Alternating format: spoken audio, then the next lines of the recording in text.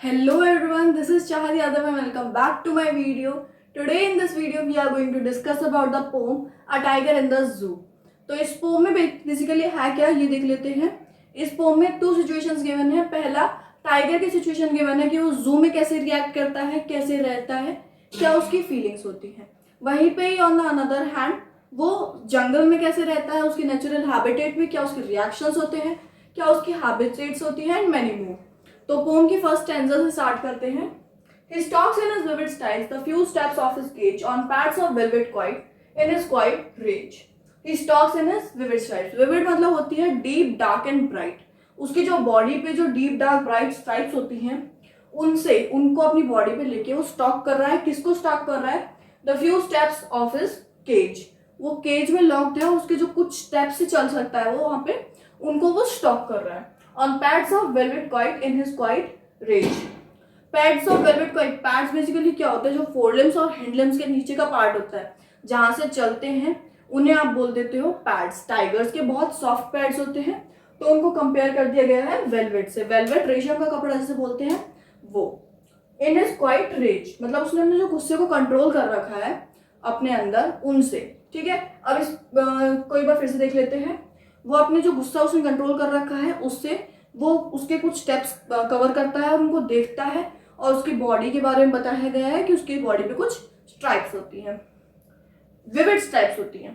He should be lurking in shadows, sliding through long grass near the water hole where the plum deer pass. He should be lurking in shadows मतलब lurking मतलब होता है wait to and hide to attack. ठीक है, तो वो छुपा हुआ है शेडोज में, वेट कर रहा है कब उसका शिकार आए, कब उसका शिकार आए और वो उस पर अटैक करे. Sliding through long grass. Long grass के थ्रू लॉन्ग ग्रास के अंदर से होता हुआ वो जा रहा है. Near the water hole. कहाँ जा रहा है? वाटर होल के पास जा रहा है. To where the plum deer pass. Plum deer जब पानी पीने आएगा तो वहां वेट कर रहा है अटैक करने के लिए. जैसे ही वो आएगा वैसे ही उन पे अटैक कर देगा. He should be snarling around houses at the jungle's edge, bearing his white fangs, his claws, terrorizing the village. He should be snarling around houses मतलब कि वो हाउसेस के अराउंड रोम कर रहा है, घूम रहा है. जंगल के आउटस्कर्ट्स में जो हाउसेस है वहां पे वो घूम रहा है, रोम कर रहा है आराम से.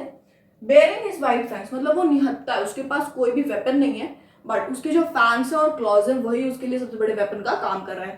फैंग्स क्या होते हैं? उसके जो कैनाइन्स होते हैं जो फ्लैश टीयर में काम आते हैं उसे वो बहुत ज़्यादा एज अ वेपन यूज करता है. फैंग्स को, कैनाइन्स को वहाँ पे फैंग्स बोलते हैं टाइगर वाले केस में. क्लॉज होते हैं जो उनके नेल्स होते हैं बहुत ज़्यादा पॉइंटेड होते हैं आगे से, तो वो नेल्स भी उनके लिए वेपन का ही काम करते हैं विलेजर्स को टेरराइज करने के लिए. जैसे कोई टाइगर आता है अपन नहीं देखते ऐसे काइंड ऑफ हवा से उड़ जाती है, टाइगर आ गया, लेपर्ड आ गया वैसे. But he is locked in a concrete cell, strength behind bars, stalking the length of the cage, ignoring visitors. But वो ये जब करता जब वो जंगल में होता, पर अभी तो वो बार्स के बिहाइंड लॉक्ड है. उसकी स्ट्रेंथ जो है, जो वो प्लम डियर पकड़ता है या फिर विलेजर्स को टेरराइज करता, जो उसकी स्ट्रेंथ है वो बार्स के पीछे लॉक्ड है. उसकी स्ट्रेंथ को कंट्रोल किया हुआ है. Stalking the length of the cage, ignoring visitors. वो लेंथ की केज को बस केज की लेंथ को स्टॉक कर रहा है कि कितना लंबा है मेरा केज, कितना ब्रेथ है, कितनी लेंथ है, और विजिटर्स को इग्नोर कर रहा है.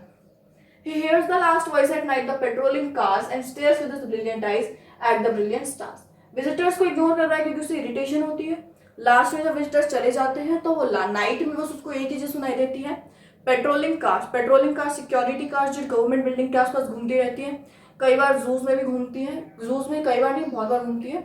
तो पेट्रोलिंग कार्स वहाँ पे घूम रही है और उसको बस वही सुनाई दे रही है. लास्ट में जो खत्म होती है जो वॉइस उसके कानों में, रात खत्म होती है, जो पेट्रोलिंग कार्स की लास्ट वॉइस वो सुनाई देती है. And stairs with his brilliant eyes at the brilliant stars. और रात को देखता क्या है? घूरता है किनको? स्टार्स को देखता है. और ब्रिलियंट आइज क्यों कहा गया है? क्योंकि आपने कई बार मूवीज में भी नोटिस किया होगा कि टाइगर्स की आइज जो है रात को शाइन करती है, चमकती है येलो. तो stares with his brilliant eyes at the brilliant stars. तो this was all about this poem. ये पोम लेस्ली नॉरिस ने लिखी है.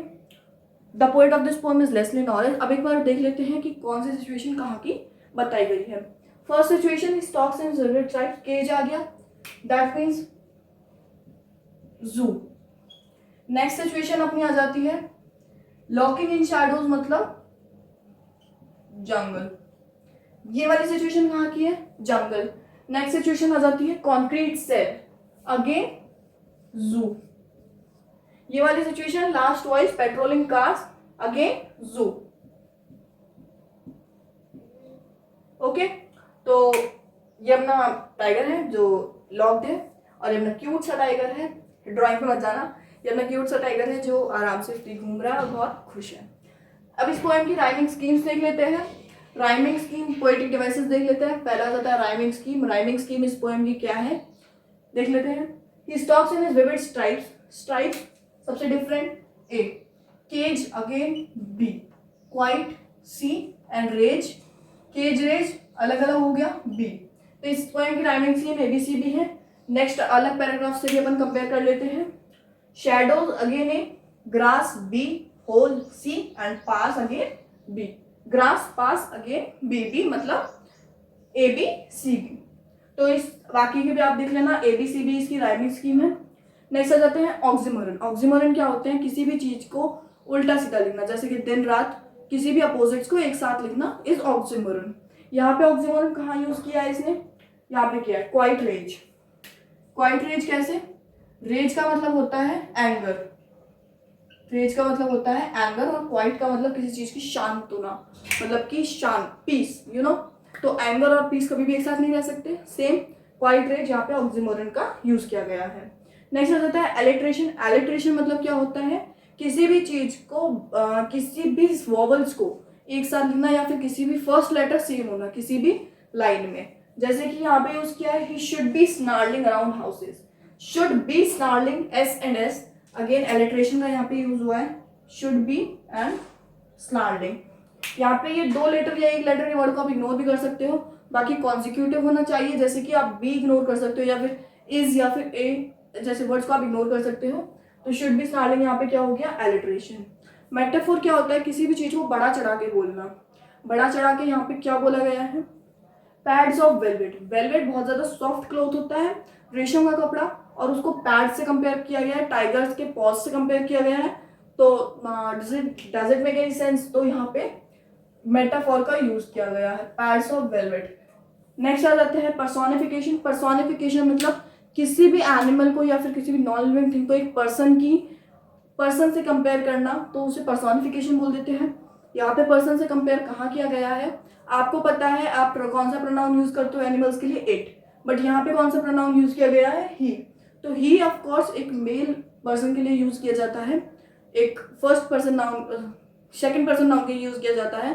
तो यहाँ पे पर्सोनिफिकेशन यहाँ पे रॉन्ग हो गया, third person, I am sorry, he is use for third person, तो यहाँ पे पर्सोनिफिकेशन रॉन्ग हो गया, पर्सोनिफिकेशन यूज हो गया, ही यूज हो गया। नेक्स्ट आ जाता है इमेजरी। इमेजरी पोएम, पूरी पोएम ही इमेजरी पे बेस्ड है। आप पोएम को पढ़ते हो तो आप इमेजिन करते हो कैसे कैसे टाइगर प्लम डियर पकड़ रहा है, कैसे टाइगर वाटर होल के पास वेट कर रहा है, कैसे टाइगर केज की लेंथ स्टॉक कर रहा है, आपके माइंड में एक इमेज सी बन जाती है। तो इस पोएम में कुछ पोएटिक डिवाइसेस थे, वो भी अपन ने डिस्कस कर लिया है। This was all for this poem. Thank you very much for watching this video till here, and till the next video comes, keep studying and bye.